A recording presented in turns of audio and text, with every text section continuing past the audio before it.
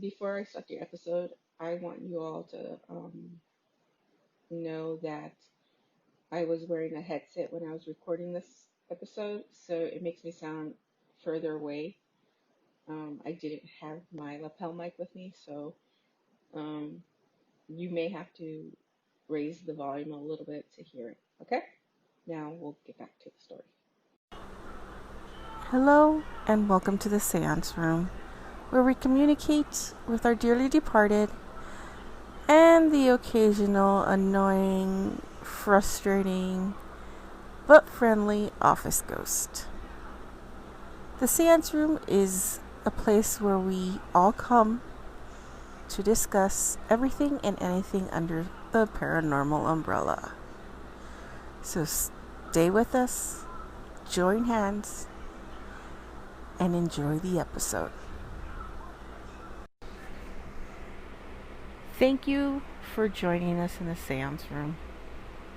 I hope you enjoyed the episode today, and I would like to thank all our new listeners, all our current listeners, and all our future listeners for joining us. With that being said, please like, share, and subscribe our podcast. We are on all platforms from Apple to Spotify to castbox, soon to be iHeartRadio. So you can probably find us on all podcast platforms. If you have any stories you'd like to share, please go ahead and email us at whattheparanormal1977@gmail.com. We'll take a look at your story and we'll read it. If you would like to follow us on social media, we are on YouTube, Instagram, Facebook, and Twitter. You can also leave us a message via the Anchor app. The link will be listed below. And with that being said, we close the seance room. And we hope you all have a good day and keep it ghosting. Hey, folks, and welcome back. So, today's episode and my colorful commentary is going to be about the UFO sighting in Aztec, New Mexico. Why, Denise, do you pick that episode? Well, this episode, they kind of compare it to Roswell, or they call it the other Roswell. So I figured, might as well talk about it and see what's going on. So, the Aztec incident, like I said, is also known as the Roswell, other Roswell, happened in 1948. Now, in 49, a story was published by Frank Scully in a variety of magazines, and then later in 1950 in his book called Behind the Flying Saucer. Yeah, that's an interesting title for a book. Well, let's continue. Now, according to Scully, in March of 48, an unidentified aerial craft containing 16 humanoid bodies was recovered by the military in New Mexico after it made a controlled landing in Hart Canyon, 12 miles from Aztec. Now, first and foremost, you all know how this goes. I give you fact, and then I give you my opinion, and then at the end, I just give you my opinion straight up. First and foremost, how did Scully know 16 humanoids? Unless he was up in the Kool-Aid of the UFO. But he said 16 humanoids. Now, unless that spacecraft was, clear and you can see the humanoids, then I understand. But, or if it was full of windows and he counted 16 humanoids, then, it was said, now, I have a little bit of a hard time understanding and my mentality grasping this, but Scully said that the craft was 99 feet in diameter. Now, according to ufologists and everything, that makes it the biggest UFO to date. So, yeah, how do you come to that calculation? Do you actually measure the circumference of the UFO? I don't know, man. Now, Scully identified two men, Salias Newton and Leo. I'm gonna butcher his name, but y'all know I don't care. Um, Bauer, what am I say? We'll just call him Leo for short. Who told him about the incident and that it was covered up by the military and that they took the craft for research. Now, Scully wrote about the craft and flying saucers that the government captured from Venus. Now, how the hell do they know it came from Venus? I don't know. And magnetic principles. See, this is where I'm having a difficult time believing this story because how do we know where the UFO came from? How do we know it came from Venus? How did it? How do we know that it didn't come from out in a different galaxy? So these guys sound fishy. Now Scully stated that they that the UFO was stocked with food wafers and heavy water for drinking purposes, and every dimension of the craft was divisible by 9. How the fuck do you calculate that what do you say? Every dimension of the craft was divisible by 9. I really want to know that. And how do you know that it was food wafers and it had a heavy water on board? I mean, yeah, I don't know. Oh, okay, so in the during the 40s and the 50s, this is where they say it's a hoax and it's bullshit. I don't know. Again, I'm just a curious person. Now, they say that during the 40s and the 50s, Salias and Leo traveled through Aztec, attempting to sell devices known in the oil business as doodlebugs. I thought I thought I just made up the word doodlebug because I've been saying doodlebug for the longest time. So I guess I don't know if it's an actual word, but doodlebug. They claimed that the devices could find oil, gas, and gold, and that they could do so because they were based on alien technology recovered from the crash site. Now, shit, dude, if alien technology could find me some oil, gas, or gold, I wouldn't be working. These these guys are another piece of work, in my opinion. But I mean, why would they want to sell the alien technology? I mean, why not use it and make yourself rich? Create a machine or something. I don't know. Now, J.P.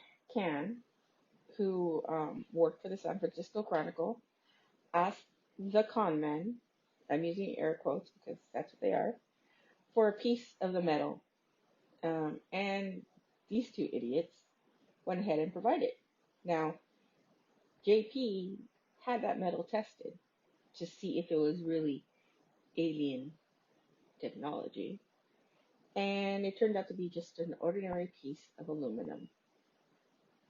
Now, eventually they were going to come up and, meet up with somebody who was one, way smarter than them, two, who was going to tear their story apart and pick at it and try to get to see if it's real or not. But again, these two idiots couldn't think.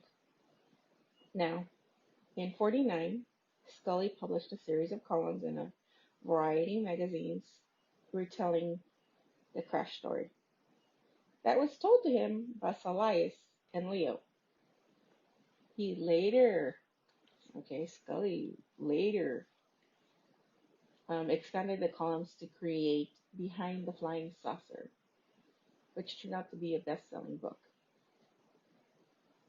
So your best-selling book, full of lies and is a hoax, turned out to be a best-selling book. Fiction. Okay. All right. 4 years later, now 4 years after 1949, the hoax was exposed in True Magazine. Now, there was an article published that many victims of Sarias and Leo stepped forward, and one of those victims was a millionaire. Now, see, if you're a millionaire and you believe this hoax, yeah, you an idiot, straight up. Herman Flater actually pressed charges against Elias and Leo, and the two were convicted of fraud in 1953. Well, it's about time. Well, I mean, fraud for selling fake shit and lying, but I mean, I would love to see them in jail for other stuff, but hey, I'm just, you know, telling the story. Now, through the mid 50s to the early 70s, most UFOologists, trying to say that quick, considered this particular incident, this particular subject of Aztec, New Mexico, discredited, and they avoided it like the plague. Like if it was a Black Death, they didn't want to talk about it. They didn't want anything to do with it. For the fact is that it was considered a hoax, and it turned out to be a hoax. However, in 1970, Leonard Stringfield stated that not only was it a real incident, but the craft involved was one of many captured and stored by the U.S. military. He, in later years, alleged that first-hand accounts of the Roswell crash contained the Aztec crash. Now, those supposed, and I'm using air quotes around supposed, humanoid bodies were said to measure between 36 inches and 42 in height and weighed about 40 pounds. That's some skinny ass creatures. Now, ufologists claim that the craft was down and the military had cleared the area of all the evidence, which include the bodies, and taking them to Hangar 18 at Wright-Patterson Air Base. Now, this guy says it's actually true, and it's part of it was contained in the Roswell incident. I'm not going to touch Roswell. That's a different story for a different day. But I want to know what proof, because he never, in the research I did, never mentioned any proof backing up anything. You know, all he said was that the government came in, cleaned up the area, you know, did a very good spiffy job, and then took everything to Hangar 18. But there was nothing else, no proof, because the U.S. government took it and hid it. Now, back in 2011, UFO enthusiasts discovered what was called the hotel memo. Now, there's not much about the hotel memo, but they discovered it on the FBI's Vault website. Now, I don't know if that's true or not. I didn't have time to go look, and it's the FBI's website, and yeah, I'm not fucking with the FBI. It said that the memo isn't classified and has been making its rounds for years. Now, the memo contained the report of a man, Guy Hotel, who was an FBI agent in charge of the Washington office, and it was addressed to J. Edgar Hoover, and it was indexed in the FBI records. Now, everything that is indexed basically in the FBI records is public. It just talked about, again, there was really nothing much about it. Um, you know, that it was some, you know, memo that existed but did not exist. So, I don't know. Like the Phoenix Lights episode I did way back in the day. See, that one I believed because not just one person saw it, but different cities saw it across different states. This, I will call it a hoax because it's two guys trying to make a buck selling fake shit to idiots who believe they're actually getting UFO technology. And like I said, just, I don't know, these people are very special. And yeah, like I said, this is going to be a very short episode. And I call this one Miss Hyde Denied Step on It because, yeah, no. But I like how these guys tried to pass it off as um, something real and they experienced it firsthand. And again, there's no evidence to back it up. There is no photos, there's no anything, just words, point of view from two con artists trying to make a quick buck and a dude who's believing everything this con artist is telling him and writes a best-selling novel based on fake shit. That's my opinion. So this gets the denial, denied, vetoed, not approved stamp. So, with that being said, I leave you all now. If you're new to the podcast community and you want to start a new podcast and you're looking for a platform that is user friendly, that has everything you need at your fingertips, that won't set any limits, that you can earn money, then I would recommend Anchor. Now, Anchor can be used basically anywhere. You could be in your car, you can be laying on the sofa in bed where you can edit, record, and upload. You can throw in soundtracks. Everything is there for you. Now, I use it because, it's user friendly and it is free, and I find it really easy to navigate without it being very confusing. Now, most platforms, before you can even try it out, you need to sign up and pick a plan. I like Anchor because I don't have to go through any of that. So I recommend it. Now, if you really want to get into it, I recommend you going to your website, anchor.fm, and, signing up. Or you can download anchor.fm from the Google Store, iTunes, and give it a try.